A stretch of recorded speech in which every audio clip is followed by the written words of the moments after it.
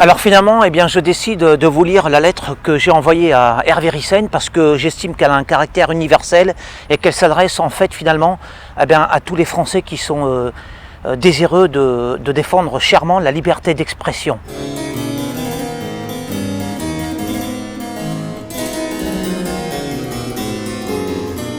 La France, pays des Lumières, des droits de l'homme et de la liberté d'expression, a rétribué votre constance dans la droiture par une incarcération.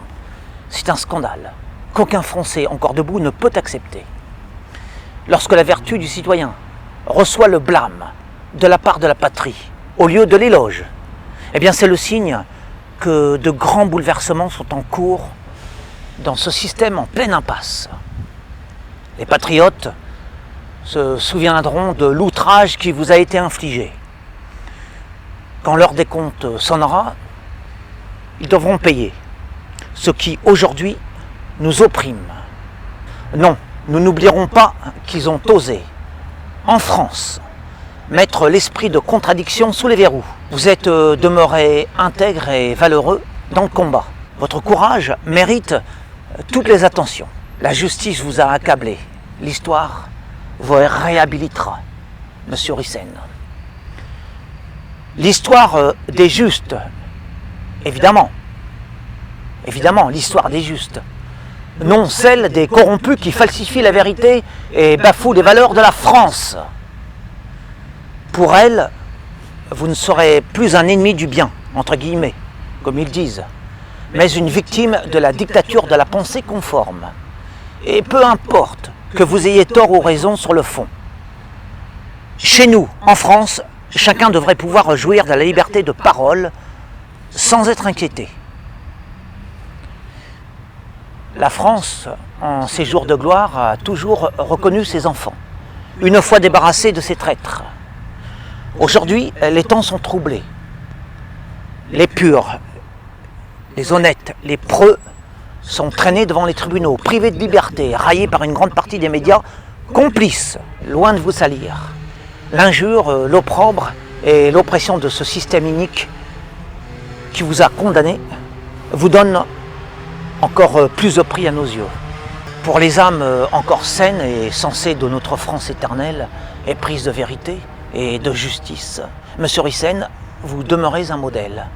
Aux hommes de votre envergure, pleins de bravoure, de dignité et de probité, poursuivis, muselés, incarcérés pour leurs idées, nul ne pourra jamais leur ôter l'essentiel, l'honneur. Sachez que les résistants, dissidents et autres révoltés de France, ayant choisi leur camp, vous soutiennent dans votre épreuve.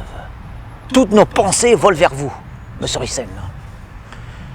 Je salue votre force, votre sens moral, votre engagement d'activiste méritant, et par-dessus tout, je souhaite que l'offense que vous avez été faite soit réparée.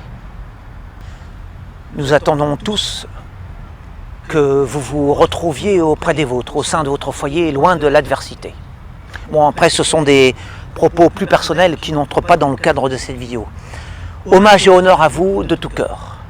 Alors voilà, c'était la lettre que j'ai écrite à Monsieur Ryssen. Alors, donc, comme je disais, dans un but pédagogique et pour montrer l'exemple, et ben voilà, je me suis dit que finalement, eh bien, c'était mieux de rendre publique cette lettre que j'ai écrite à Monsieur Hervé Ryssen, incarcéré pour ses idées. Donc, eh bien, c'est ce qu'on appelle un prisonnier politique. Voilà, ce qui est scandaleux de dire ça en 2020 en France. Un prisonnier politique en France, Monsieur Ryssen, qui était victime, d'abord, et d'une, parce qu'il dit la vérité, mais ça, même qu'il ne dise pas la vérité, c'est même pas la question.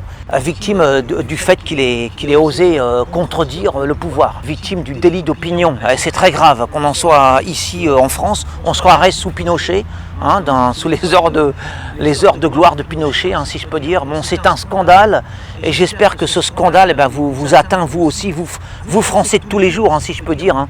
Français moyens, quoi.